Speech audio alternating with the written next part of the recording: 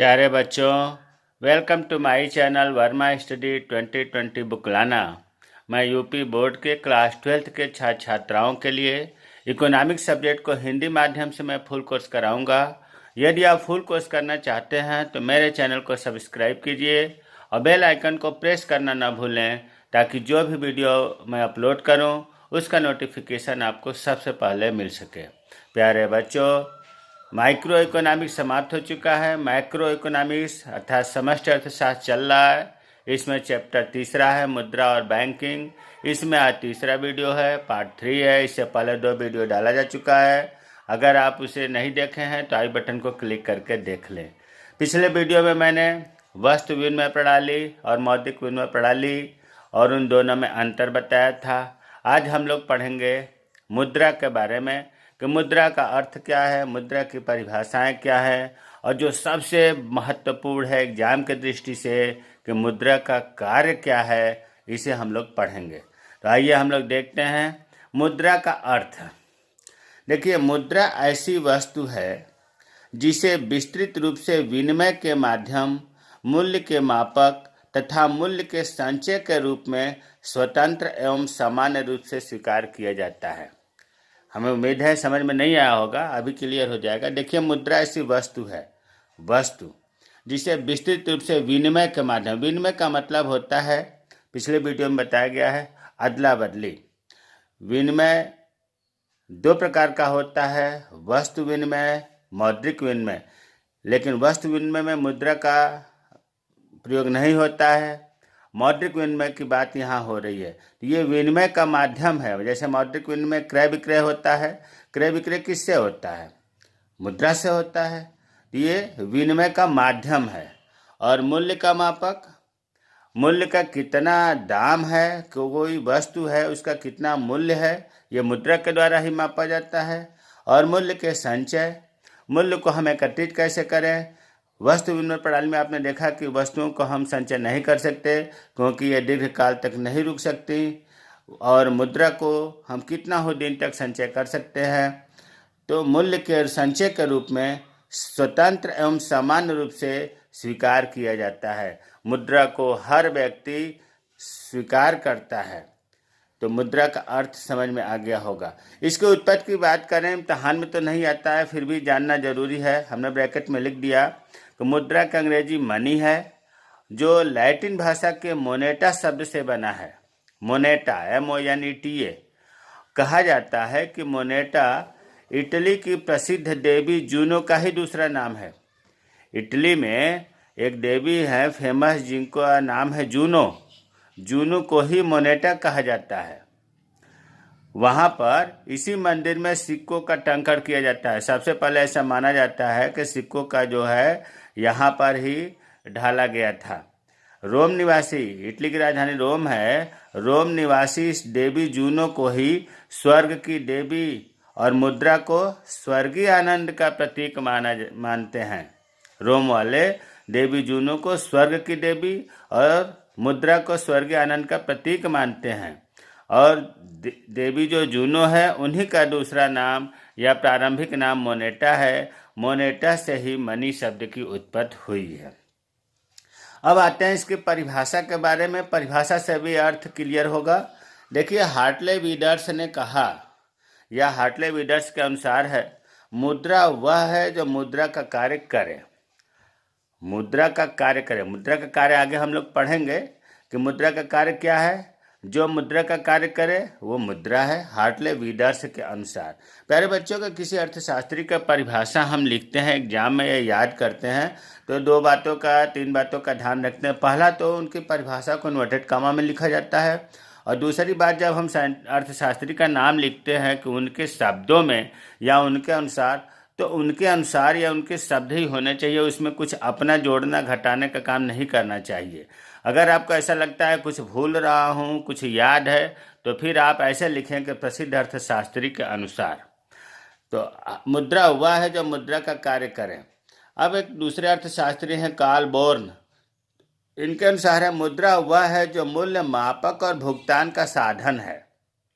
मूल्य मापक क्या है और भुगतान का साधन कैसे, आगे अभी पढ़ेंगे इसमें। कालबोर्न के अनुसार मुद्रा वह है जो मूल्य मापक और भुगतान का साधन है। नैप नैप अर्थशास्त्री के अनुसार कोई भी वस्तु जो राज्य के द्वारा मुद्रा घोषित कर दी जाती है मुद्रा कहलाती है। कितनी अच्छी परिभाषा है, आसान भी है कि कोई भी वस्तु सोना हो, चांदी हो, प्लास्टिक हो, तांबा हो, लोहा हो, राज्य के द्वारा अगर मुद्रा घोषित कर दी जाती है तो वही मुद्रा है। हार्ट्रे के अनुसार मुद्रा के दो पहलू हैं, दो पक्ष हैं। प्रथम तो यह है कि हिसाब की इकाई होती है और दूसरा यह है कि विधिग्राह्य है, कानून वैधानिक है। विधिग्राह्य मतलब वैधानिक है। एक अगले अर्थशास्त्री का हमने लिखा है सेलिगमैन के अनुसार मुद्रा वह वस्तु है जिसे सर्वग्राह्यता प्राप्त हो, मतलब जिसको सब ग्रहण करते हैं, सर्वमान्य है, इसे हम कहते हैं सर्वग्राह्यता। तो मुद्रा वह वस्तु है जिसे सर्वग्राह्यता सभी लोग ग्रहण करते हों। तो अब हमें उम्मीद है कि मुद्रा का अर्थ आपको समझ में आ गया होगा और छोटे छोटे परिभाषा इसलिए याद करना चाहिए कि इम्तहान में कभी कभी 1-2 नंबर में पूछ देता है, दे देता है, परिभाषा पूछ देता है किसका है, लॉन्ग डेफिनेशन नहीं देता है। छोटे परिभाषाओं को जैसे मान लो दे दिया कि वो मुद्रा वह है जो मुद्रा का कार्य करे, किसका कथन है, तो हार्टले विडर्स का। तो इसलिए छोटे परिभाषा पर हमने जोर दिया कि आसानी से याद भी हो जाएगा, इससे अर्थ क्लियर भी हो जाएगा और इम्तहान के लिए भी तैयार हो जाएगा। अब आते हैं जो एग्जाम की दृष्टि से बहुत महत्वपूर्ण है, वो है मुद्रा के कार्य, फंक्शन ऑफ मनी। देखिए मुद्रा के कार्य को हम 4 भागों में बांटते हैं। 4 भागों में बांटते हैं, प्रधान कार्य, सहायक कार्य, आकस्मिक कार्य, अन्य कार्य। ये जो मुद्रा का कार्य है, प्रोफेसर कीनले थे, बहुत प्रसिद्ध अर्थशास्त्री थे, प्रोफेसर कीनले के अनुसार मुद्रा 4 भागों में बांटा गया है मुद्रा के कार्य को। मुख्य कार्य मेजर फंक्शन, गौण कार्य जिसको सहायक कार्य भी कहते हैं सेकेंडरी फंक्शन, आकस्मिक कार्य कैजुअल फंक्शन और अदर्स फंक्शन। अब हम प्रधान कार्य के बारे में देखो हम चाहते तो यहाँ पर हेडिंग को व्याख्या कर देते, समझा देते, लेकिन हमने इस व्याख्या को लिखना इसलिए उचित समझा कि जब उसे आप कई बार देखेंगे, कई बार वीडियो को सुनेंगे तो आपको याद हो जाएगा। इसलिए व्याख्या करना जरूरी है, क्योंकि इम्तहान में जो आएगा लॉन्ग क्वेश्चन उसमें प्रत्येक हेडिंग का व्याख्या भी करना पड़ेगा। तो सबसे जो मुख्य कार्य होता है मुद्रा का वो है विनिमय का माध्यम, जो अर्थ में भी आया था ऊपर, विनिमय का माध्यम। विनिमय का मतलब साथ में बताया गया है कि अदला बदली। अब आपको विनिमय का पिछले वीडियो में बताया गया कि विनिमय 2 प्रकार का होता है, वस्तु विनिमय और मौद्रिक विनिमय। वस्तु विनिमय में तो मुद्रा का प्रयोग नहीं होता है, लेकिन मौद्रिक विनिमय में विनिमय का प्रयोग होता है, मुद्रा का प्रयोग होता है। तो जो मौद्रिक विनिमय है उसी की बात हो रही है कि जब हम क्रय शक्ति करते हैं, क्रय विक्रय करते हैं, क्रय शक्ति नहीं, क्रय विक्रय जब करते हैं तो उसका माध्यम क्या है? उसका माध्यम मुद्रा है। तो वही हेडिंग है कि विनिमय का माध्यम। मुद्रा से हम सभी वस्तुओं और सेवाओं के क्रय विक्रय का माध्यम का कार्य करती है मुद्रा।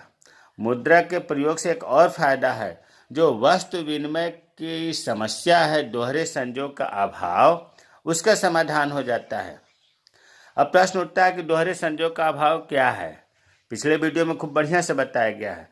देखिए हमने ब्रैकेट में भी लिख दिया है कि दोहरे संजोग का अभाव क्या होता है। होता क्या है कि वस्तु विनिमय प्रणाली में जब मनुष्य ऐसे व्यक्तियों को खोजता है जो उसके अतिरिक्त वस्तु को ले ले और उसकी इच्छित वस्तु को दे दे, ऐसा पारस्परिक संजोग मिलना कठिन होता है। इसी को कहते हैं दोहरे संजोग का अभाव। दूसरे रूप में हम ये कहें कि जैसे मान लीजिए कि अनिल नाम का आदमी है, उसके पास चावल एक्स्ट्रा है और वो चाहता है कि हमें गेहूं मिल जाए। तो अनिल ऐसे व्यक्ति की तलाश करेगा जो चावल उसका ले ले और उसके पास गेहूं एक्स्ट्रा हो वो दे दे। मतलब 2 संजोग में लाना है। एक तो ऐसा व्यक्ति के अंदर होना चाहिए जिसको चावल की ज़रूरत हो, और दूसरा उसके पास गेहूं एक्स्ट्रा हो, तभी तो वो देगा। तो इसे ही कहते हैं कि दोहरे संजोग का अभाव, मतलब ऐसा मिलना बहुत कठिन होता है। मुद्रा विनिमय से या मौद्रिक विनिमय से, मुद्रा के आ जाने से ये समस्या समाप्त हो गई। अब हमें दोहरे संजोग का तो जरूरत नहीं है, उसे बेच देना है, फिर अपने आवश्यकता अनुसार खरीद लेना है। मुद्रा स्वग्राह्य वस्तु है, सबको ग्रहण करने में कोई दिक्कत भी नहीं है। मुद्रा के माध्यम से विनिमय क्रिया सरल हो जाती है, आसानी हो जाती है। तो उम्मीद है कि विनिमय का माध्यम समझ में आया होगा। दूसरा है मूल्य मापक। मूल्य मापक विनिमय के माध्यम एक चीज और याद आ रहा है। एक बेनहम थे अर्थशास्त्री, उन बेनहम के अनुसार वो कहते थे कि कोई भी व्यक्ति मुद्रा को इसलिए स्वीकार नहीं करता है कि मुद्रा मूल्यवान वस्तु है। वो तो इसलिए स्वीकार करता है, उसे पता है कि दूसरे लोग मुद्रा को स्वीकार कर लेंगे, उसे जो भी आवश्यकता है उसको मुद्रा के बदले में वस्तुएं और सेवाएं मिल जाएंगी, इसलिए वो व्यक्ति स्वीकार करता है मुद्रा को। तो बेनहम के अनुसार ये विचार था। अब हम आते हैं दूसरा, मूल्य मापक। मूल्य का मापक, देखिए मुद्रा का प्रधान कार्य में दूसरा जो कार्य है वो मूल्य का मापना।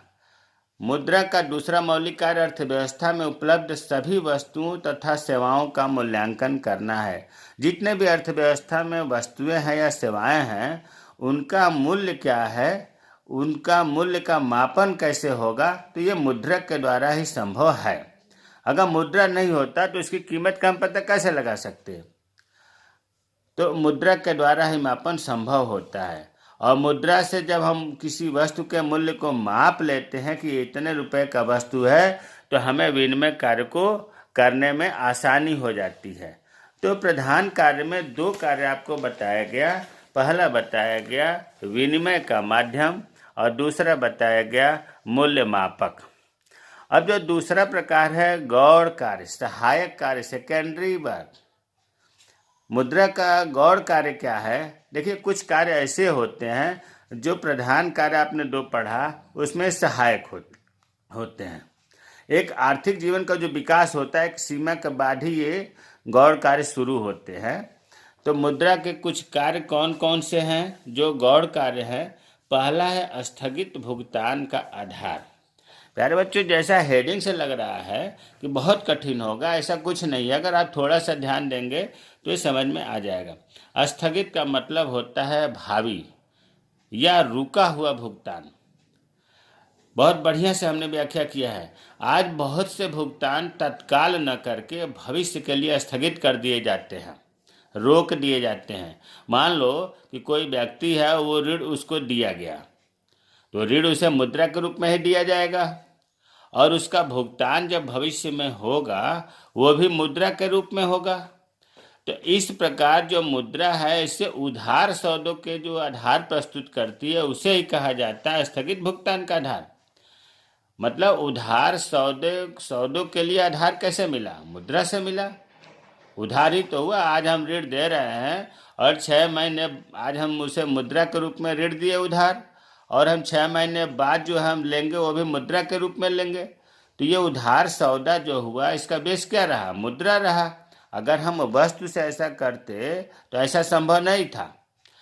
तो इसे हम दूसरे रूप में यह भी कह सकते हैं स्थगित भुगतान का आधार को कि ये रुका हुआ भुगतान है, यह उधार सौदों का ये आधार है। अब दूसरा है सहायक कार्य में मूल्य का संचय करना। मूल्य का संचय करना, मनुष्य अपनी आय का कुछ न कुछ भविष्य के लिए बचत करता है। जो उसके पास मनुष्य कमाता है कुछ न कुछ भाग जो भविष्य के लिए बचत करता है। वस्तु विनिमय प्रणाली में ये बचत संभव नहीं था। क्यों नहीं था? क्योंकि वस्तुएं जो है दीर्घकाल तक संचित नहीं रखी जा सकती, वस्तुएं खराब हो जाती हैं। लेकिन मुद्रा के प्रयोग से मूल्य संचय सरल है। संचय का मतलब इकट्ठा करना। मुद्रा का संचय कैसे सरल है? भाई मुद्रा टिकाऊ है, मुद्रा खराब नहीं होती है, मुद्रा अच्छा है, अच्छा मतलब नष्ट नहीं होती है, और मुद्रा को थोड़े से स्थान में ही जमा भी किया जा सकता है। और जो ये संचित धन है इसका हम कभी भी उत्पादक कार्यों में प्रयोग कर सकते हैं। तो मूल्य का संचय का हिंदी अगर हम शार्ट में कहें तो धन संचय करना हुआ। ये मुद्रा अगर ना होती तो हम वस्तु विनिमय से हम संचय नहीं कर सकते, क्योंकि वस्तुएं दीर्घकाल तक संचित नहीं रखी जा सकती, नष्ट हो जाती हैं, खराब हो जाती हैं। और मुद्रा खराब नहीं होती है, टिकाऊ होती है, थोड़े समय में इसे जमा कर सकते हैं, इसलिए मूल्य का संचय संभव है।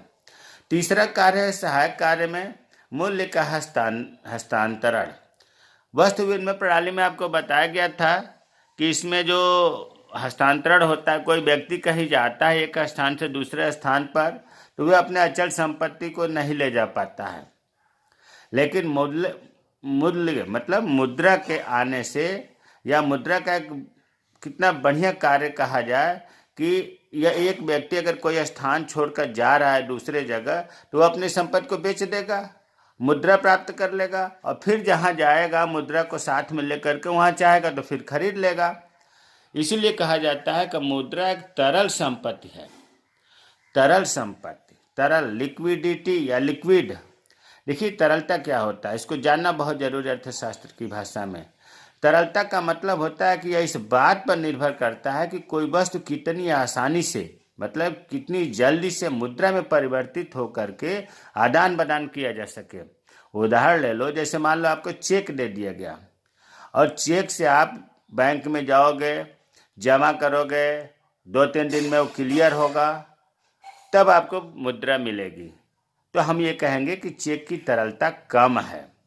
डेबिट कार्ड की बात करें, डेबिट कार्ड, एटीएम कार्ड लेकर आप गए एटीएम पर और आपको तुरंत पैसे मिल गया, तो हम ये कहेंगे कि इसकी तरलता उससे ज़्यादा है। किससे? चेक से ज़्यादा है। और अगर आपके पास मुद्रा ही है तो फिर क्या पूछना है, आपको तो जो चाहो तुरंत आप काम कर सकते हो, तो ये कहेंगे कि मुद्रा सबसे ज़्यादा तरल है। तो ये आपको तरलता समझ में आ रहा होगा। या दूसरे एक उदाहरण से हम समझ लें कि मान लो कि आपके पास ज़मीन है, दूसरा उदाहरण बता रहा हूँ, और आपके पास मुद्रा है। जमीन हो गया, मुद्रा हो गया, और मान लियो कि सोना है, और ये 1-1 लाख का है।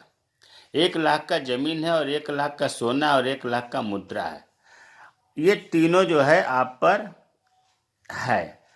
अब यहाँ ध्यान देना, जैसे मान लो आप कहीं बाहर हो और आपको भूख लग गई, भोजन करना है, आप किसी होटल में गए, तो वहाँ पर अगर मुद्रा है तो आपको तुरंत भोजन मिल जाएगा, आप भूख की तृप्ति कर लेंगे। और आप पर सोना 1 लाख का है या ज़मीन 1 लाख का है, भोजन जो है आपको तुरंत नहीं मिलेगा। तो हम ये कह सकते हैं कि मुद्रा तरल है, जबकि सोना और ज़मीन तरल नहीं है। मतलब अब समझ गए होंगे कि जितना जल्दी से हम एक्सचेंज कर लें वो चीज़ तरल है। मुद्रा ही ऐसा पूरे मतलब जितने संपत्ति है सब में मुद्रा सबसे ज़्यादा तरल रखने वाली है, तरलता है। तो मुद्रा से हम कोई भी आसानी से चीज़ विनिमय कर सकते हैं। तो मूल्य का हस्तांतरण जो है तरलता के कारण आसानी से कहीं भी हो जाता है। आकस्मिक कार्य, अब तक आपने 2 प्रकार के कार्य पढ़ा। पहला पढ़ा मुख्य कार्य, दूसरा पढ़ा गौण कार्य। मुख्य कार्य में आपको बताया गया था वस्तु का विनिमय, दूसरा बताया गया था मूल्य का मापक, और सहायक कार्य में 3 बताया गया: स्थगित भुगतान का आधार, मूल्य का संचय और मूल्य का हस्तांतरण। अब आकस्मिक कार्य, आकस्मिक का मतलब ये होता है कि किसी विशेष परिस्थिति में मुद्रा ये कार्य करती है, मतलब कभी कभार होता है, हमेशा नहीं होता है। सामाजिक आय का वितरण, सामाजिक आय का वितरण, इसके लिए आपको उत्पादन के साधन जानना जरूरी है। उत्पादन के साधन 4 हैं: भूमि, श्रम, पूंजी, साहसी। प्यारे बच्चों, पहले 5 पढ़ाया जाता था: भूमि, श्रम, पूंजी, संगठन, साहसी। लेकिन नए अर्थशास्त्रियों ने संगठन को हटा दिया है। तो भूमि, श्रम, पूंजी, साहसी, भूमिपति के पास होता है, उसे लगान दिया जाता है। श्रम श्रमिक के पास होता है, उसे मजदूरी दिया जाता है। पूंजी पूंजीपति के पास होता है, उसे ब्याज मिलता है। और साहसी उद्यमी व्यक्ति के पास होता है, जिसे लाभांश मिलता है। क्या ये जो उत्पादन के साधन हैं इनको वस्तु दिया जाता है? क्या नहीं, इनका जो लगान हुआ, मजदूरी हुआ, ब्याज हुआ, लाभांश हुआ, मुद्रा के रूप में दिया जाता है। मुद्रा के रूप में उनका पारिश्रमिक दिया जाता है, और इसी पारिश्रमिक को देने को हम कहते हैं कि सामाजिक आय के वितरण जो हो रहा है उसमें, अर्थात मुद्रा के रूप में वितरण में मुद्रा सहायता प्रदान करती है। वही चीज लिखा है: मुद्रा के द्वारा उत्पादन के विभिन्न साधनों को पुरस्कार दिया जाता है। इस प्रकार मुद्रा सामाजिक आय के वितरण में महत्वपूर्ण भूमिका अदा करती है। सोचो, अगर मुद्रा नहीं होता तो उत्पादन के साधनों को हम कैसे देते, उनका पारिश्रमिक या उनका पुरस्कार कैसे देते? इसलिए मुद्रा जो है सामाजिक आय के वितरण में सहायता प्रदान करती है। अब आकस्मिक कार्य में दूसरा है साख का आधार। साख का आधार का मतलब हुआ कि मार्केट में क्या जैसे हमारी साख क्या है, अगर ये पूछा जाए कि हमारी साख क्या है, मार्केट में क्या पहचान है, मेरा रेपुटेशन क्या है, गुडविल क्या है, उसी तरह से साख जो है बैंकों के, व्यापारिक बैंक जितने भी होते हैं उनकी साख होती है। तो उनकी साख होती है और आज के ज़माने में साख का युग है। साख का मतलब आप ऐसे सोचो कि साख एक अपने आप में मुद्रा है, क्रेडिट। साख अंग्रेजी क्रेडिट होती है। साख पत्र होते हैं जो बैंक प्रदान करते हैं। साख पत्र में जैसे चेक हो गया, ड्राफ्ट हो गया, विनिमय हो गया, विपत्र, हुंडी, बिल आदि। ये साख पत्रों का जो चलन है ये मुद्रा की तरह होता है। मतलब अगर कोई चेक दे दिया तो मुद्रा की तरह ही वो कार्य करेगा। ऐसा क्यों होता है? तो इसलिए होता है कि जो चलन और उनकी मतलब मुद्रा है वो बैंक के मुद्रा की तरह कार्य करता है। जो साख पत्रों का चलन है या उनकी सर्वग्राह्यता इसे सब मानते हैं। इसका कारण क्या है? मुद्रा है। अगर मुद्रा नहीं रहता तो ये जितने भी साख पत्र हैं, चेक, ड्राफ्ट, विनिमय, विपत्र, इन्हें कौन पूछ रहा है? और इन साख पत्रों का जो प्रचलन है वो व्यापारिक बैंकों को साख पर ही निर्भर करता है। मुद्रा के कारण ही साख का जन्म हुआ। अगर मुद्रा न होती तो इन साख पत्रों को कोई भी नहीं चलन में लाता और न ही कोई साख पत्र का जन्म होता। तीसरा है अधिकतम संतुष्टि प्राप्त करने का साधन। मुद्रा का जो आकस्मिक कार्य है इसका एक कार्य यह भी है, अधिकतम संतुष्टि प्राप्त करने का साधन है। प्रत्येक उपभोक्ता अधिकतम संतुष्टि प्राप्त करना चाहता है। हर आदमी चाहता है, खरीदने वाला तो चाहेगा कि हम जो पैसे खर्च कर रहे हैं तो हमें अधिकतम संतुष्टि प्राप्त हो। तो उसके लिए उसे सम सीमांत उपयोगिता का नियम का पालन करना पड़ता है। सम सीमांत उपयोगिता के नियम का पालन करते हुए ही उपभोक्ता को अधिकतम संतुष्टि प्राप्त होती है। अब प्रश्न उठता है कि सम सीमांत उपयोगिता क्या है? तो ये पहले पढ़ाया जा चुका है, फिर भी हमने ब्रैकेट में लिख दिया है कि प्रोफेसर मार्शल ने बताया था कि सम सीमांत उपयोगिता नियम क्या है। मार्शल ने बताया था कि यदि किसी व्यक्ति के पास कोई ऐसा वस्तु है जिसका प्रयोग वह अनेक प्रकार से कर सकता है, तो वह उस वस्तु को उन विभिन्न प्रयोगों के बीच इस प्रकार वितरित करेगा कि सभी प्रयोग में उस वस्तु की सीमांत उपयोगिता समान रहे। तो समझ में आ रहा होगा, मार्शल जी ने अच्छा परिभाषा बताया है कि अगर किसी व्यक्ति के पास मान लो कोई ऐसा वस्तु है और उसका वो अनेक प्रयोग कर सकता है, तो उस वस्तु को जो अनेक जगह प्रयोग कर सकता है इस ढंग से वितरित करेगा ताकि सभी प्रयोगों से उसे अधिकतम लाभ मिले, अधिकतम संतुष्टि मिले। तो ये तो उपभोक्ता के संदर्भ में था। अगर उत्पादक के संदर्भ में भी हम कहें तो उत्पादक भी उत्पादन के क्षेत्रों में सीमांत उत्पादकता प्राप्त कर सकता है। मतलब न्यूनतम लागत पर अधिकतम उत्पादन प्राप्त कर सकता है उत्पादक भी। जैसे उपभोक्ता प्राप्त कर रहा है अधिकतम संतुष्टि, उसी तरह से उत्पादक भी अधिकतम उत्पादन प्राप्त कर सकता है। और ये सब कब संभव है? मुद्रा की सहायता से ही अधिकतम संतुष्टि प्राप्त करना संभव है। तो अधिकतम संतुष्टि प्राप्त करने का एक साधन भी मुद्रा है। चौथा है आकस्मिक कार्य में पूंजी को सामान्य रूप देना। भाई जितने भी संपत्ति है, धन है, मकान है, जितने भी संपत्ति है उसे हम मुद्रा के रूप में व्यक्त कर सकते हैं। तो पूंजी जितने भी है हम सामान्य रूप मुद्रा के द्वारा दे सकते हैं। तो ये आपका आकस्मिक कार्य था। अब चौथा है अन्य कार्य। अन्य कार्य में है शोधन क्षमता का सूचक। देखिए नाम कितना कठिन लग रहा है, शोधन क्षमता। लेकिन शोधन क्षमता का सूचक को हम ऐसे भी कह सकते हैं भुगतान करने की क्षमता। भुगतान करने की क्षमता का सूचना देता है मुद्रा। प्रोफेसर कैंट ने कहा है कि व्यक्ति अथवा संस्था के पास उपलब्ध तरल मुद्रा उसकी शोधन क्षमता की गारंटी होती है। भाई कोई व्यक्ति है या कोई संस्था है, उसके पास कितनी मुद्रा है, शोधन क्षमता की मतलब भुगतान करने की गारंटी होती है। मान लो कि कोई व्यक्ति बहुत गरीब है और किसी से वो उधार लेने गया तो उसे पैसा नहीं मिलेगा और किसी के पास पैसे के स्रोत ज़्यादा है फिर भी वो उधार लेने गया, उसे बहुत लोग उसे उधार दे देंगे, ऋण दे देंगे, क्योंकि उसे पता है कि इनके पास तो मुद्रा है ही, ये जो है भुगतान कर देंगे। मतलब इस व्यक्ति के अंदर शोधन क्षमता की गारंटी है।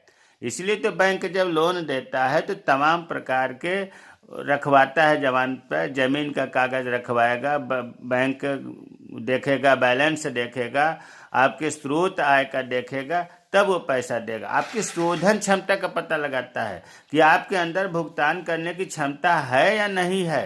अगर क्षमता नहीं है तो मना कर देगा, आपको ऋण नहीं देगा। तो हमें उम्मीद है कि भुगतान करने की क्षमता को ही शोधन क्षमता कहते हैं। शोधन क्षमता से बालक डर जाते हैं, तो इसका अर्थ आप समझे भुगतान करने की क्षमता। दूसरे शब्दों में लिखा है, जब किसी व्यक्ति के पास नगद मुद्रा होती है तो वह अपने ऋणों का भुगतान करने की क्षमता रखता है, अर्थात उसे उसके अंदर शोधन क्षमता है। दूसरा है निर्णय का वाहक। प्रोफेसर ग्राह अर्थशास्त्री थे, इनके अनुसार मुद्रा क्रय शक्ति है, परचेजिंग पावर है। अगर आपके पास मुद्रा है तो आप किसी भी कार्य को करने में निर्णय ले सकते हैं, और जब पैसा नहीं है और कितना हो फायदे का सौदा हो, कितना हो लाभ का हो, फिर भी आप निर्णय नहीं ले सकते।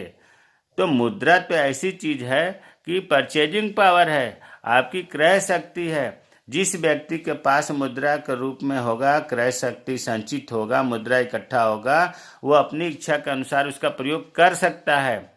तो मुझे उम्मीद है बच्चों कि मुद्रा का कार्य जो 4 भागों में बांटा गया था, पहला बांटा गया था मुख्य कार्य, जिसमें आपको 2 बताया गया, विनिमय का माध्यम और मूल्य मापक, और उसके बाद दूसरा बताया गया सहायक कार्य। सहायक कार्य में 3 बताया गया था, स्थगित भुगतान का आधार, मूल्य का संचय और मूल्य का हस्तांतरण। तीसरा कार्य आकस्मिक कार्य बताया गया था, जिसमें भी 4 बताया गया था, सामाजिक आय का वितरण, साख का आधार, अधिकतम संतुष्टि प्राप्त करने का साधन और पूंजी को सामान्य रूप देना। चौथा अन्य कार्य या विविध कार्य जो है उसे बताया गया, शोधन क्षमता का सूचक, जिसको हम भुगतान करने की क्षमता भी कहते हैं, और दूसरा निर्णय का वाहक, मतलब निर्णय लेने की क्षमता का सूचक।